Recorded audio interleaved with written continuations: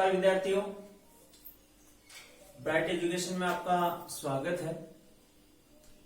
जैसा कि अपन बायोलॉजी का अपना जो चैप्टर चल रहा था, ह्यूमन फिजियोलॉजी फर्स्ट का 23वां चैप्टर अपना कंप्लीट हो चुका था और आज अपन ह्यूमन फिजियोलॉजी का एक नया चैप्टर शुरू करने जा रहे हैं और नया चैप्टर है रक्त परिसंचरण तंत्र। देखिए, बायोलॉजी कंप्लीटली अपने बॉडी के ऊपर जितने भी फंक्शंस होते हैं अपनी बॉडी के अंदर, उसी पर उसके फंक्शन को रिकॉग्नाइज करता हुआ एक सब्जेक्ट है। और इसी के तहत मैं आपको बताना चाहता हूं कि जैसे अपन ने शुरू में पढ़ा था पाचन तंत्र, और पाचन तंत्र की प्रक्रिया में भोज्य पदार्थ अपन ग्रहण किया था, जिसमें बड़े भोज्य पदार्थ छोटे छोटे कणों में पचित हुए थे, उनका पाचन हुआ था। उसके बाद अपना चैप्टर है कि जब भोज्य पदार्थों का ऑक्सीकरण हुआ तो भोज्य पदार्थों के ऑक्सीकरण के फलस्वरूप अपन को ऊर्जा की प्राप्ति हुई थी, और जिस प्रक्रिया को अपन ने बोला था श्वसन। अब अपन जितना खाद्य पदार्थ ग्रहण करते हैं और श्वसन की प्रक्रिया के तहत ऑक्सीजन ग्रहण करते हैं, CO2 छोड़ते हैं, तो अपनी बॉडी के क्रियाकारी अंगों तक कैसे ये जो खाद्य पदार्थ हैं, जो किस अवस्था में क्रियाकारी अंगों तक पहुंचते हैं और अपने शरीर के हर एक अंग और अंगतंत्र की क्रिया को संपन्न करवाने के लिए कैसे उत्तरदायी हैं। तो उसके बाद अपन करते हैं परिसंचरण कैसे होता है उनका शरीर के एक भाग से दूसरे भाग तक। तो जितने खाद्य पदार्थ हैं, ऑक्सीजन्स हैं, उनका शरीर से एक भाग से दूसरे भाग तक परिसंचरण कैसे होता है, वो आता है परिसंचरण तंत्र के अंतर्गत। तो सबसे पहले डेफिनेशन, अपने जो पार्ट्स है इस चैप्टर के रक्त परिसंचरण तंत्र के, सबसे पहले अपनी परिभाषा होगी कि रक्त परिसंचरण क्या है। दूसरा होगा प्रकार कितने हैं रक्त परिसंचरण तंत्र के। फिर रक्त का संगठन क्या है। फिर रुधिर समूह कौन कौन से हैं, जैसे एबीओ रुधिर तंत्र होता है अपनी बॉडी में।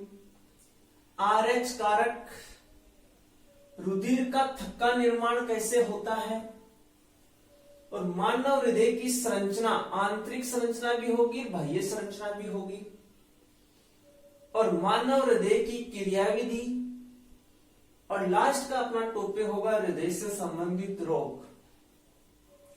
तो आप यदि नोट्स बना रहे हो तो सबसे पहले ऐसे लिख नहीं पाते हो साथ साथ, तो आप क्या करो कि स्क्रीनशॉट ले लिया करो और स्क्रीनशॉट लेकर के इन पॉइंट्स को सबसे पहले नोटेड कर दो।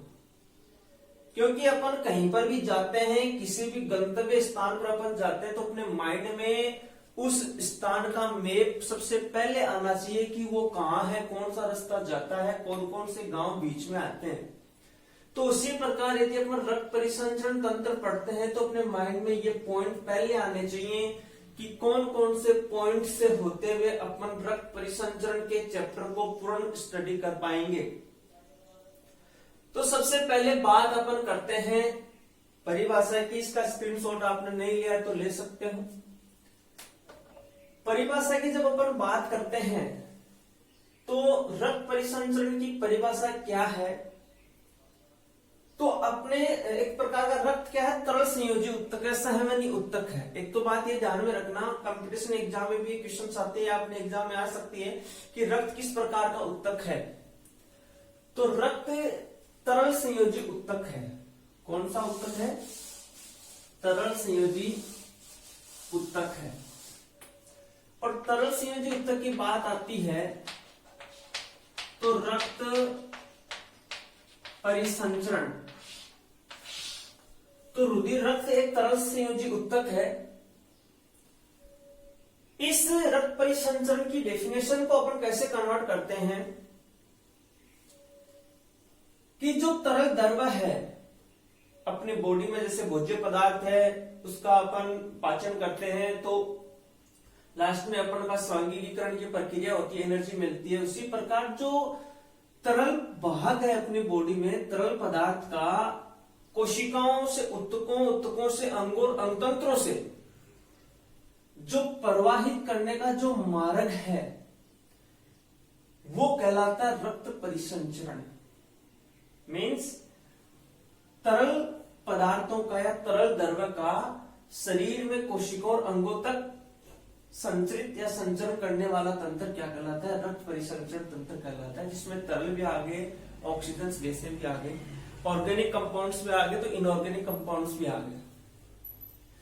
बात करते हैं परिसंचरण तंत्र की, तो परिसंचरण तंत्र दो प्रकार का होता है। कितने प्रकार का होता है? दो प्रकार का होता है। एक है खुला परिसंचरण तंत्र और दूसरा है बंद परिसंचरण तंत्र। आपके माइंड में क्वेश्चन आ रहा होगा कि खुला परिसंचरण तंत्र कैसे हुआ, बंद परिसंचरण तंत्र कैसे हुआ और क्या है। देखिए, अपन देखते हैं अपने हाथों के ऊपर आपको जो शिराएं दिखाई दे रही हैं, अपनी बॉडी में धमनियां होती हैं और शिराएं होती हैं, और आपको जो नीले रंग की संरचनाएं दिखाई देती हैं जिनको अपन नशे बोलते रहते हैं, शिराएं हैं। तो अपने शरीर में जो तरल भाग है, जो लसिका का भाग है या जो रक्त है, वो शरीर के एक अंग से दूसरे अंग में इन नलिकाओं के माध्यम से ये क्या होता है, क्रियाकारी अंगों तक पहुंचता रहता है। तो मतलब वो नलिकाओं में बहता, मतलब नलिकाएं क्या होगी, बंद हो गई। इसका मतलब अपने में तो कौन सा परिसंचरण तंत्र हो गया, बंद हो गया। लेकिन कुछ ऐसे जीव हैं, जैसे मैं आपको बता दूं, एक संघ है मोलस्का। कौन सा संघ है? मोलस्का संघ है। मोलस्का संघ में जैसे सीपी हैं, घोंगे हैं, स्नेल वगैरह, ये मुख्य रूप से आते हैं। और एक अपना ऑर्थोपोडा का वर्ग है कीट वर्ग, इंसेक्ट का जो क्लास है कीट वर्ग, तो वो आता है खुले परिसंचरण में। मतलब खुला परिसंचरण की बात करते हैं तो खुला परिसंचरण की प्रक्रिया के अंतर्गत या इस प्रकार के परिसंचरण तंत्र के अंतर्गत रुधिर बिना नलिकाओं के या तरल द्रव्य बिना नलिकाओं के सीधे ही कोशिकाओं उत्तकों के संपर्क में आता है ना। शब्द को पकड़ो, खुला है मतलब खुला परिसंचरण तंत्र का मतलब क्या हो गया, इस प्रकार के परिसंचरण तंत्र के अंतर्गत तरल द्रव्य कोशिकाओं उत्तकों के जब संपर्क में आता है तो बिना नलिकाओं के ही संपर्क में आ जाता है। अपनी डेफिनेशन क्या होगी, बिना नलिकाओं के ही तरल द्रव्य का कोशिकाओं उत्तकों के मध्य संचरित होना या संपर्क में आना ही खुला परिसंचरण तंत्र कहलाता है। और इसके एग्जाम्पल अपन को देना है मोलस्का संघ, सीपी, घोंगे या कीट वर्ग। कीट वर्ग में अपने नॉर्मल जो ऑर्थोपोडा संघ के प्राणी आते हैं वो इसी के अंतर्गत आ जाते हैं। दूसरा है बंद परिसंचरण तंत्र, यानी जब जो तरल द्रव्य है उसका उत्तकों एवं कोशिकाओं उत्तक अंग तंत्रों तक जब संपर्क होता है, जब उसका संचरण होता है तो वो नलिकाओं के द्वारा होता है। यानी जब तरल द्रव्य का कोशिकाओं से उत्तकों से होते हुए अंगतंत्रों तक प्रवाह बंद नलिकाओं के द्वारा हो, जैसे शिराएं धमनियों से हो, तो उसे बंद परिसंचरण तंत्र कहते हैं। और बंद परिसंचरण तंत्र का सबसे बेस्ट एग्जांपल अपन ही है, मानव है, गाय, भैंस, बकरी, मतलब स्तनधारी जितने भी हैं, एवीज क्लास है, स्पीशीज क्लास है, ये टोटल हैं, वो किसके अंतर्गत आ जाते हैं? बंद परिसंचरण तंत्र के अंतर्गत आ जाते हैं। एग्जाम में दो प्रकार के क्वेश्चन यहां से बनेंगे। एक तो सीधा सीधा आपके क्वेश्चन दे देगा कि परिसंचरण तंत्र किसे कहते हैं, कितने प्रकार का होता है, तो अपनी परिसंचरण तंत्र की डेफिनेशन हो जाएगी, और खुला और बंद दो प्रकार का हो जाएगा। एक क्वेश्चन आ जाएगा कि बंद परिसंचरण तंत्र या खुला परिसंचरण तंत्र किसे कहते हैं, उदाहरण दीजिए, तो आप इसकी डेफिनेशन डाल करके, हेडिंग डाल करके अपने इसका उदाहरण नोटेट कर देंगे। एक अपना आ जाएगा कि खुला एवं बंद परिसंचरण तंत्र में अंतर स्पष्ट कीजिए। तो अंतर वाला मैंने आपको बताया हुआ है कि अपन को बॉक्स बनाना है सबसे पहले, और बॉक्स बना करके उसका अपन को आंसर देना है। जैसा कि मैंने आपको वायवीय और अवायवीय श्वसन में बताया था, सेम वैसा का वैसा एक साइड में अपन को खुला परिसंचरण तंत्र नोट करना है, एक साइड में बंद परिसंचरण तंत्र को नोट करना है, और एग्जाम्पल डाल दें नीचे, और अपने बॉक्स को क्या करना है, क्लोज्ड करना है। ये बात थी खुले और बंद परिसंचरण तंत्र की। अब अपन बात करते हैं आगे कि रक्त का संगठन क्या है। परिभाषा अपनी होगी। नेक्स्ट टॉपिक अपना था रक्त का संगठन। तो देखिए, नॉर्मल वे में रक्त के संगठन की बात करते हैं तो इसके दो मुख्य घटक हैं। एक इसको बांटा गया रक्त में, ए पार्ट कौन सा है, रक्त,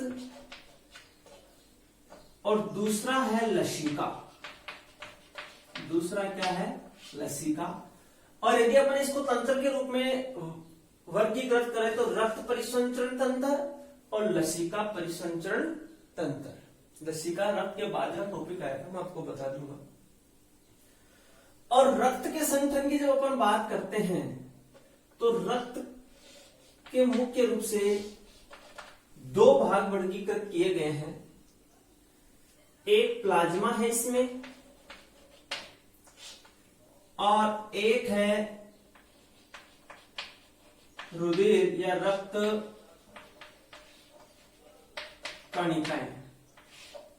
ठीक है, यानी एक पार्ट है रक्त का प्लाज्मा है और दूसरा है रुधिर कणिकाएं हैं। सबसे पहले अपन बात करते हैं प्लाज्मा की, और फिर बात अपन करेंगे रुधिर कणिकाओं की। जब अपन बात करते हैं प्लाज्मा की, तो टोटल जो आयतन है रक्त का, उसका 55% यानी उसका 55% भाग क्या होता है, प्लाज्मा होती है। कितना, 55% भाग क्या होती है, प्लाज्मा होती है। दूसरा बिंदु आता है कि जो प्लाज्मा है वो हल्के पीले रंग का क्षारीय तरल है। तो हल्के पीले रंग का क्षारीय तरल है कौन, प्लाज्मा। नेक्स्ट अपन बात करते हैं इसी पॉइंट के अंतर्गत कि एग्जाम में जो क्वेश्चन पूछा हुआ अपनी आरबीसी के अंतर्गत, इसी प्लाज्मा के अंदर से क्वेश्चन निकाला हुआ था। अपन को यह बता दिया कि 55% भाग होता है टोटल ब्लड का, वो क्या होती है, प्लाज्मा होती है। और 45% जो भाग होता है वो टोटल का, वो क्या होती है, रक्त कणिकाएं होती हैं। इसमें अपन प्लाज्मा की बात करते हैं, 55% भाग की बात करते हैं। तो मैंने आपको बता दिया कि इस टोटल 55% को यदि अपन प्लाज्मा की बात करें तो इस प्लाज्मा में 90% क्या होता है, जल होता है। प्लाज्मा में 90% क्या होता है, जल होता है, H2O होता है। और जो 10% होता है शेष, उस 10% में इसमें कार्बनिक व अकार्बनिक पदार्थ होते हैं। कार्बनिक व अकार्बनिक पदार्थ होते हैं 10%। और यदि इस 10% को भी अपन डिवाइड करते हैं तो अकार्बनिक पदार्थ लगभग कितना परसेंट होते हैं? मात्र 1% होते हैं। और 1% होते हैं कार्बनिक और अकार्बनिक पदार्थ। तो अपन यहीं से शुरू करते हैं, प्लाज्मा के बाद की बात करते हैं। तो 90% इसमें जल हो गया, 10% इसमें कार्बनिक और अकार्बनिक पदार्थ हो गए। अब इसका जो कार्बनिक पार्ट है प्लाज्मा का, इसका सबसे इंपॉर्टेंट पार्ट है प्रोटीन। यहीं से एग्जाम में क्वेश्चन आया था। और इस 10% भाग के कार्बनिक पार्ट में एक प्रोटीन होती है एल्ब्यूमिन। कौन सी प्रोटीन होती है? एल्ब्यूमिन होती है। टोटल 9% बच गया था कार्बनिक भाग। तो एल्ब्यूमिन प्रोटीन सर्वाधिक मात्रा में पाई जाती है प्लाज्मा में। कौन सी प्रोटीन? एल्ब्यूमिन प्रोटीन होती है, वो सर्वाधिक मात्रा में पाई जाती है और उसका परसेंटेज होता है 4%। तो 9 में से 4% कौन सी पाई जाएगी? एल्ब्यूमिन प्रोटीन पाई जाएगी। और एल्ब्यूमिन प्रोटीन का जो संश्लेषण होना है, कंपटीशन एग्जाम की दृष्टि से बहुत ही महत्वपूर्ण क्वेश्चन है। इसका जो संश्लेषण होना है वो यकृत व जो अपने लसिकांग हैं, यकृत व लसिकांगों के द्वारा संश्लेषण किसका होता है? एल्ब्यूमिन प्रोटीन का होता है। इसके बाद सबसे इंपॉर्टेंट प्रोटीन्स होती हैं 2, और वहीं से एग्जाम में क्वेश्चन था।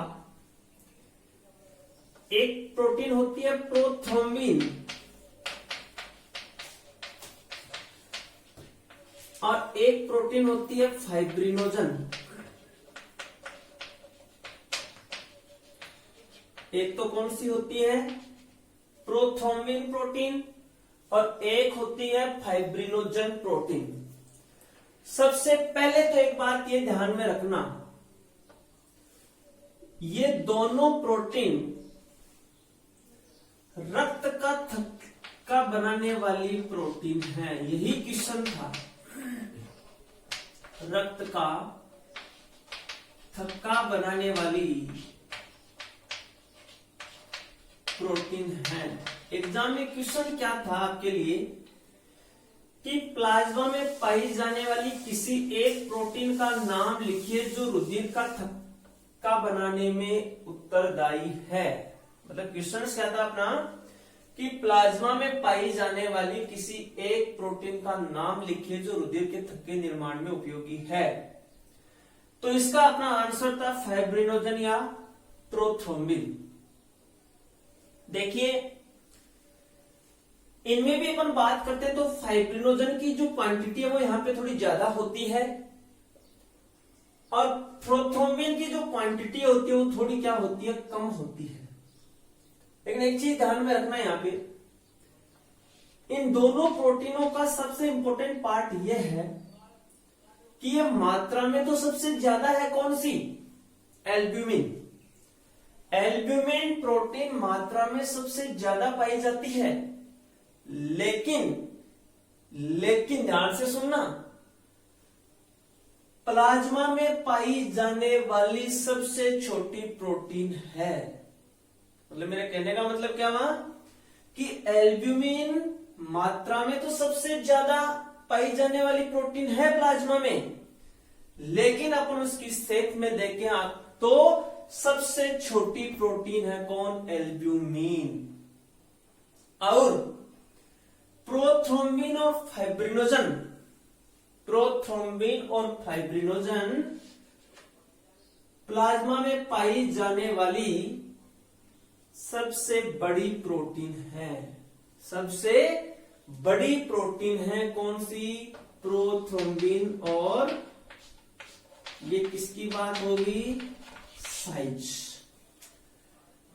अब यहां ध्यान देना कि प्रोथ्रोम्बिन और फाइब्रिनोजन का संश्लेषण होता है, वो संश्लेषण कहां होता है? यकृत में होता है, लीवर में होता है। जब अपन ने पाचन वाला चैप्टर पढ़ा था तो वहां पर अपन ने पढ़े थे यकृत के कार्य, और यकृत के कार्य की जब बात आई थी तो अपन ने पढ़ा था कि फाइब्रिनोजन के निर्माण में या प्रोथ्रोम्बिन के निर्माण में, तो इसका मतलब यकृत में इसका क्या होता है? संश्लेषण होता है। तो ये अपने मेनली प्लाज्मा का पार्ट था। अब अपन प्लाज्मा के पार्ट के बाद, यानी ये टोटल रक्त का क्या था? 55% पार्ट था। और अब अपन बात कर रहे हैं इस 55% पार्ट के अलावा अपना सेकंड जो पार्ट होगा वो क्या होंगी? रक्त कणिकाएं होंगी। क्या होंगी? रक्त कणिकाएं होंगी। और रक्त कणिकाएं अपना बी पार्ट होगा। ए पार्ट अपना क्या था? प्लाज्मा था। और बी पार्ट अपना क्या होगा? रक्त कणिकाएं होंगी। और रक्त कणिकाएं टोटल ब्लड का कितना परसेंट पार्ट होती है? कितना घटक कंपोनेंट है ये? 45% पार्ट है। तो इनके बारे में अपन नेक्स्ट वीडियो में स्टडी करेंगे। एक बात मैं जरूर बता देना चाहता हूं आपको कि जो मैं पॉइंट यहां बोलता रहूं, नोटेट करता रहूं, उनको आप नोट्स में एक सीक्वेंस वाइज आप उनको नोट करते रहे। यानी यहां माइंड को ज्यादा एक्टिव रखना है, क्योंकि हर चीज बोर्ड पे तो नोटेट हो नहीं सकती। तो आपको माइंड को एक बार दोबारा रिवाइज कर लो, उसको एक बार देख लो, 2 बार रिवाइज कर लो, 3 बार कर लो। जिससे क्या होगा? आपके माइंड में एक बार यदि माइंड से वो निकल जाएगा वर्ड, तो आपको वो क्या हो जाएगा? लर्न हो जाएगा। ठीक है? ओके, धन्यवाद।